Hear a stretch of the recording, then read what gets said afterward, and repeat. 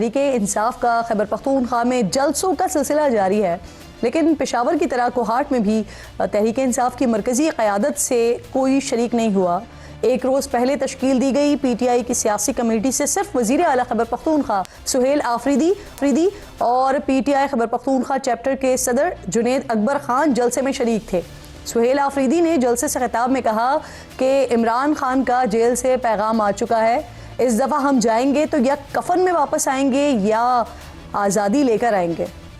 इमरान खान का जेल से पैगाम भी आ चुका है कि आज़ादी या मौत, आज़ादी या मौत। और हम इस दफा जाएंगे तो या कफन में वापस आएंगे और या आज़ादी लेकर आएंगे इंशाअल्लाह ताला। जब ये तकरीर सुनी तो फिर मुझे सुनी लगी, क्योंकि याद आया कि तहरीक इंसाफ के जो साबिक़ वज़ीर आला हैं यानी खैबर पख्तूनख्वा के अली अमीन गड्डापुर साहब, ये भी अक्सर जलसों में सर पर कफन बांधकर आज़ादी लेने की बड़ी बड़ी बातें करते हुए सुनाई देते थे। याद कीजिए, फाइनल कॉल होगी और ये फाइनल कॉल ऐसे होगी कि मेरे ख्याल में अब सर पे कफन बांध के हम निकलेंगे। इस दफा इंशाअल्लाह जो फैसला गुंजान के लिए हम निकलेंगे तो अपने घरों में हम बता के निकलेंगे। अगर हम वापस ना आए तो बस ठीक है, फिर हमारे जनाजे पढ़ लेना। लेकिन फिर जब कोई एहतजाज होता था तो कफन और आज़ादी तो बड़ी दूर की बात, खुद अली अमीन गड्डापुर भी कहीं दिखाई नहीं देते थे, बल्कि 12 ज़िले क्रॉस करना तो याद है सबको। अब नए वज़ीर आला खैबर पख्तूनख्वा ये भी ऐसी ही बातें कर रहे हैं। लेकिन नाज़रीन, यहाँ पर दिलचस्प बात ये थी कि वही सुहेल आफरीदी जो कफन और आज़ादी की जोशीली तकरीर कर रहे थे, दूसरे ही लम्हे वो डी चौक जाने की जिम्मेदारी अपने सर से उतार कर अल्लामा राजा नासिर अब्बास और महमूद अचकज़ई पलते हुए दिखाई दे रहे थे। साथियों, आप लोगों ने तैयार रहना है। इमरान खान साहब ने ये जिम्मेदारी चाहे वो मुज़ाकरात की हो या एहतजाज की हो, वो महमूद अचकज़ई साहब और अल्लामा नासिर साहब को दी है। जब भी उनकी तरफ से कॉल आएगी आप सब ने तैयार रहना है। बार बार हम सुनते हैं डी चौक। हम डिसिप्लिन के पाबंद है। खान साहब की तरफ से जिम्मेदारी महमूद खान अचकज़ई साहब को दी है। नाज़रीन, जुनैद अकबर ने मजीद कहा कि अगर खैबर पख्तूनख्वा में किसी ने गवर्नर राज लगाने की कोशिश की तो गवर्नर हाउस का घेराव किया जाएगा और सुहेल आफरीदी की हुकूमत का तहफ़्फ़ुज़ किया जाएगा। सुहेल अफरीदी की हुकूमत का हमने तहफ़्फ़ुज़ करना है। जिस दिन किसी ने ये कोशिश की गवर्नर राज की, रात हो या दिन हो, आपने गवर्नर हाउस का घेराव करना है। ये सूबाई हुकूमत किसी ने हमें खैरात में नहीं दी। खैबर पख्तूनख्वा में गवर्नर राज लग रहा है या नहीं लग रहा है इसका फिलहाल तो नहीं पता, लेकिन वज़ीर मुमलिकत अकील मलिक इनके मुताबिक अडियाला से बानी PTI की किसी और जेल मुंतकली पर गौर ज़रूर हो रहा है। दूसरी तरफ ख्वाजा आसिफ के बाद सेनेटर राना सनाउल्लाह भी जनरल बाजवा के खिलाफ खुलकर सामने आए। हुकूमती वज़रा की कोशिश या ख्वाहिशात एक तरफ, लेकिन सीनियर सहाफ़ी अंसार अब्बासी उन्होंने खबर दिया है कि जनरल बाजवा के खिलाफ न तो कोई तहक़ीक़ात हो रही हैं और न ही कोई कार्रवाई ज़ेरे अमल है। इन तमाम अहम इशूज़ पर बात करने के लिए मेरे इंतहाई मोअज़्ज़ज़ मेहमान साथ मौजूद होंगे, लेकिन आगाज़ में सबसे पहले बुशरा बीबी के करीबी समझे जाने वाले तहरीक इंसाफ के रहनुमा काजी अनवर साहब, जिन्होंने अब इस्तीफ़ा दे दिया है, उनसे प्रोग्राम में बात करेंगे। मैं बेहद शुक्रगुजार हूँ काजी साहब आपके वक्त की। सबसे पहले तो सर ज़रा मुझे ये फरमा दीजिए, आपने इस्तीफ़ा दे दिया सर, इस्तीफ़ा आपने क्यों दिया है, ज़रा इसके रीज़न्स भी बता दीजिए सर।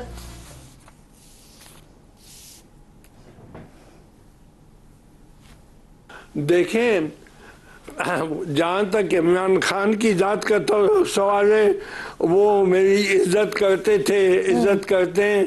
मैंने भी उनके लिए बेशुमार कुर्बानियाँ दी हैं, बल्कि इतनी कि मैं अपनी कुर्बानियों को गिनना नहीं चाहता।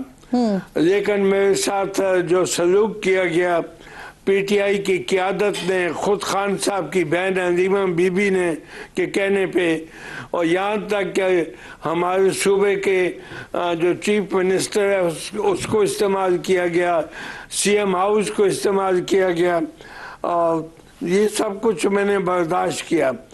लेकिन फिर इंतहा हो गई तो कि जब मुझ पे उन लोगों को फौकियत दी गई जिनका PTI से या ILF से कोई ताल्लुक नहीं, तो जब उनको मुझ पे फौकियत दे के उनको जितवाया गया और मुझे हराया गया, और बल्कि यहाँ तक एक मैसेज किया है व्हाट्सएप पे जो है सलमान अकरम राजा के व्हाट्सएप से हुआ है, और वो मैसेज रिकॉर्डेड है जिसमें उसने कहा कि जो कोई उनकी हदायत के खिलाफ वोट देगा वो पीटीआई का गद्दार होगा, और हदायत ये थी कि मुझे वोट नहीं दिया जाएगा। तो इसके बाद मेरे लिए फिर क्या रह जाता है, जब मुझे पीटीआई की क़यादत देके दे दे तो मैं बाइज़्ज़त तौर पे एक साइड को गया। बस साहब आप कह रहे हैं कि आपको ज़हनी अजियत दी गई, आपको बेइज्जत किया गया। सलमान अकरम राजा साहब के व्हाट्सएप मैसेज का तो आप तस्करा कर रहे हैं, लेकिन अलीमा खानम साहिबा का क्या किरदार है इसमें सर? देखिए, मुझे पता नहीं कि अलीमा बीबी को मुझसे क्या शिकायत है या मुझसे क्यों खफा है। मेरा इतना कसूर ज़रूर है कि इमरान खान की बीबी बुशरा बीबी जो है वो मुझे अपना भाई कहती हैं और मैं उनको अपनी बहन कहता हूँ, और वो बहन इस हद तक मुझे अजीज़ थी कि जब वो पेशावर में आई थी दरमियान में, तो मैं उनके ये खुद बहुत परहेज़गार खातून है, लेकिन मुझे कहती थी कि तुम अपना दम किया हुआ पानी मुझे दिया करो, तो मैं उनके ये ताजत के वक़्त पानी दम करता था और सुबह जाके उनको बोतल पहुंचाता था खुद, क्योंकि वो कहती थी कि कुरान की तिलावत करके आप पानी दम करके मुझे दिया करें। तो मैं कुरान की तिलावत ताजत में करता हूँ, और वो मैं ताजत के वक्त करके उनके लिए पानी दम करता था। तो उनको शायद एक शिकायत ये भी होगी कि बुशरा बीवी को मैं बहन कहता हूँ। सही। अच्छा काजी साहब, आपके इस्तीफे की क्या एक वजह जो पाकिस्तान तहरीक इंसाफ की मज़ामत की पॉलिसी है या जो फौज के खिलाफ उनकी पॉलिसी है, ये भी एक रीज़न है आपके इस्तीफे की सर? मैं मैं इस पे अब कोई बात इस वक्त कर नहीं सकता कि क्या होगा, लेकिन आप देखें मैं तो एक छोटा सा फकीर दरवेश इंसान हूँ, मेरे अलहदा हो जाने से इनको कोई नुकसान नहीं होगा, और मुझे खुद दुख हुआ है कि इतनी एसोसिएशन इतनी कुर्बानियों के बाद जो है जब मुझे देके पार्टी से निकाला जा रहा है, तो मैंने कहा मैं खुद ही निकल जाऊं। अच्छा सर, जो नई सियासी कमेटी का कल क़याम हुआ है उस पर पाकिस्तान तहरीक इंसाफ के दीगर रहनुमा बड़े इल्जामात लगा रहे हैं कि ये सब सलमान अकरम राजा साहब ने किया है। अब काजी साहब, आप खान साहब के बड़े करीबी समझे जाते हैं, क्या सलमान अकरम राजा साहब इतने पावरफुल हैं कि वो बगैर खान साहब की मर्जी के कोई कदम ले सके, कदम उठा सके? सर, इस बात में शक है कि उनको किसने ये इख्तियार दिया है, लेकिन बज़ाहिर इस वक्त पार्टी उनके हाथ में है। इसको हाईजैकिंग कहें या कुछ भी कहें, लेकिन पार्टी इस वक्त अजीमा बीबी और सलमान अकरम राजा के हाथों में है। सही। अच्छा सर, मुझे ये भी फरमा दीजिएगा, शेर अफजल मरवत साहब ने दावा किया कि पीटीआई की जानिब से अब तक वकला को केसेस लड़ने के लिए 1 अरब से जायद की रकम अदा की जा चुकी है। ये बहुत बड़ी रकम बनती है सर, आप लॉयर्स विंग का हिस्सा रहे हैं, क्या वाकई ऐसा है वकला पैसे लेकर पीटीआई के केसेस लड़ते हैं, खान साहब के केसेस लड़ते हैं? ये ऐसे है नहीं, ये ऐसे है कि जब अली अमीन गंडापुर चीफ मिनिस्टर थे तो 2024 में मेरे मशवरे पे उन्होंने ग्रांट इन एड से 25 करोड़ रुपए मंजूर किए, जो बार एसोसिएशन में इस सूबे की तमाम बार एसोसिएशन के जो सदर थे उनको बुला के उनमें तकसीम किए गए। इस दफ़ा अली अमीन को मैंने कहा कि उस अमाउंट को ज़्यादा करो, तो बजट चूँकि उसके वक़्त में पास हुआ था तो उसने उसको 4.2 मिलियन कर दिया, 42 करोड़। और 42 करोड़ की जो तकसीम थी वो बार एसोसिएशन में होनी थी, किसी वकील को नहीं, किसी वकीलों की दूसरी तंजीमों को नहीं, ILF को नहीं, जो भी बार एसोसिएशन है कि उनके सदरों को पैसे दिए जाएं ताकि वकीलों के लिए बार रूम्स को अच्छा किया जाए, उनकी लाइब्रेरी को अपडेट किया जाए, वहाँ कंप्यूटर रखे जाएं। तो इसके लिए 42 करोड़ मंजूर उसने किए थे, तकसीम मौजूदा चीफ मिनिस्टर नहीं। काजी साहब, मैं आपसे पूछ रही हूँ कि खान साहब के केसेस जो लड़ते हैं पार्टी के अपने वकला, वो उनको भी पैसे दिए जाते हैं क्या, फी दी जाती है उनको?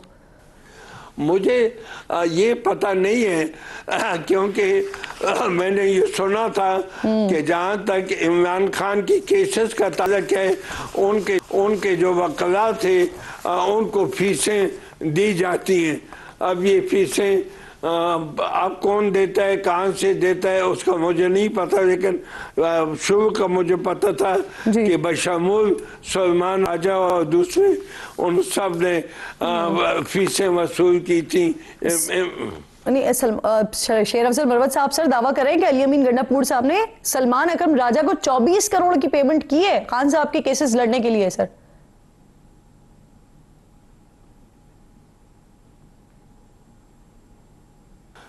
देखें, मुझे इसका सही पता नहीं, लेकिन खुद अली अमीन गंडापुर साहब ने ये कहा था कि इमरान खान की केसेस की फीसें मैं पे करता हूँ, ये उन्होंने मेरे सामने कहा था।